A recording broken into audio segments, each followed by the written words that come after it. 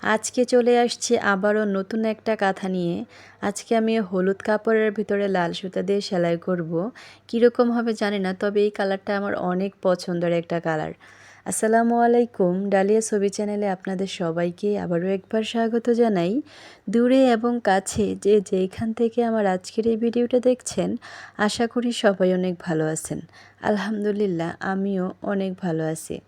আজকে আমি যে হলুদ কাপড়টা নিয়েছিলাম, এটাকে আমি 5 ভাগ করে মেশিনে সেলাই করে একসাথে করে নিয়েছি। এটা আমি আপনাদের সাথে শেয়ার করে নাই। গত ভিডিওতে আমি আপনাদেরকে দেখাইছিলাম কিভাবে আমি কাটিং করছি আর কিভাবে আমি এটাকে একসাথে করে আমার মেশিনে সেলাই করে নিয়েছিলাম। তো আজকে আমি সরাসরি কাঁথা বিছাই ফেলছি। আর আজকে আমি দেখাবো আমি কীরকমভাবে কাঁথা আঁকি বা আমার যে আঁকার যে প্রসেসটা সব কিছুই আমি আপনাদের সাথে শেয়ার করব। আমি চারদিক থেকে কাপড়টা প্রথমে ভাঁজ করে নিতেছি। মাঝখানে আমি 4টা ধারা সেলাই করে নিছি, যাতে কাপড়টা আটকিয়ে থাকে না বটে। বটে গেলে কিন্তু কাপড়টা সেলাই করার পর এটা সুন্দর লাগবে না, খারাপ দেখা যাবে। এই জন্য আমি আগে ধারা সেলাই করে নেওয়ার পরে আমি চারদিকের যেই ভাঁজটা, ওই ভাঁজটা আমি করে নিতেছি। দেখেন, ভাঁজটা যদি সুন্দর করে করতে পারেন তাহলে কিন্তু সেলাই করতে সময় লাগে না। আমার ভাঁজ করা শেষ, সেলাই করা শেষ। এখন আমি আঁকাতে চলে আসছি। আমার হাতে যে লাঠিটা দেখতে পারতেছেন, এটা একটা কাঠের টুকরা।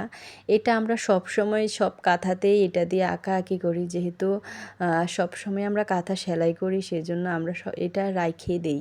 এটা দিয়ে আঁকাআঁকি করলে একটা পারফেক্ট একটা সাইজ হয় বা পারফেক্ট একটা আঁক দেওয়া যায়, যেহেতু এটা অনেক বড়।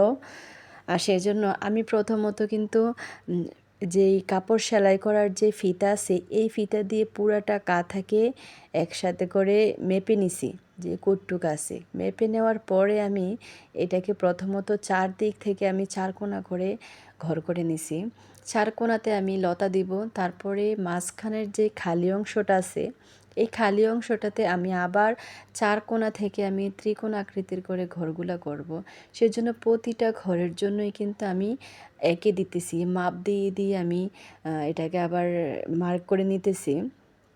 দেখেন, এই কাজটা কিন্তু আসলে অনেক সময়ের ব্যাপার, অনেক ধৈর্যের ব্যাপার। যারা পছন্দ করে তারা কিন্তু সময়টা, ধৈর্যটা ততটা করে না। আমার এই কাজগুলো করতে খুবই ভালো লাগে, সেজন্য যত সময় লাগুক আর যত কিছুই হোক, আমি আমার এই কাজটা পারফেক্টলিভাবে করার চেষ্টা করি। যাই হোক, আমার চারদিক থেকে মাপাচোপা শেষ করার পরে এখন আমি যেই ঘরগুলো আছে, এই ঘরগুলা পারফেক্টলিভাবে করে নিব। ঘরগুলা করার পরেই কিন্তু আমি এটাতে যেই মেইন ডিজাইনটা, মানে ফুলের যে ডিজাইনটা, ওই ডিজাইনটাই করব। তাই আমার ভিডিওগুলো যদি আপনাদের ভালো লাগে, অবশ্যই আমার চ্যানেলটাকে সাবস্ক্রাইব করবেন আর লাইক কমেন্ট শেয়ার করে আমার পাশে থাকবেন। নতুন নতুন ভিডিও দেখতে হলে অবশ্যই আগে আমার চ্যানেলটাকে সাবস্ক্রাইব করে নিতে হবে।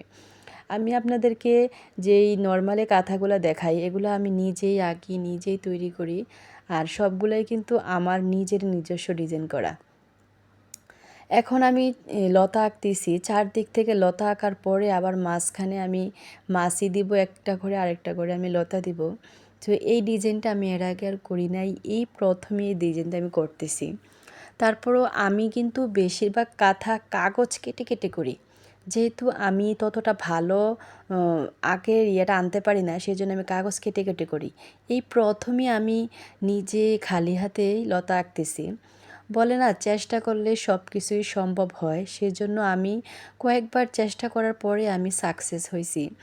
এখন আমি নিজেই কিন্তু খালি হাতেই কিন্তু কাগজ না কেটে আঁকতে পারি। সো এইরকম যারা চেষ্টা করেন তারা কিন্তু দেখবেন খুবই তাড়াতাড়ি কিন্তু সফল হতে পারবেন। চেষ্টা না করলে কোনো কিছুতেই কিন্তু হবে না। যাই হোক, আমি শুকরিয়া আদায় করি আল্লাহর কাছে যে আমি যে জিনিসটা চাই ওই জিনিসটা কিন্তু আমি খুবই পারফেক্টলি করতে পারি। তবে অনেকটা সময় লাগে, তারপরে হয়ে যায়।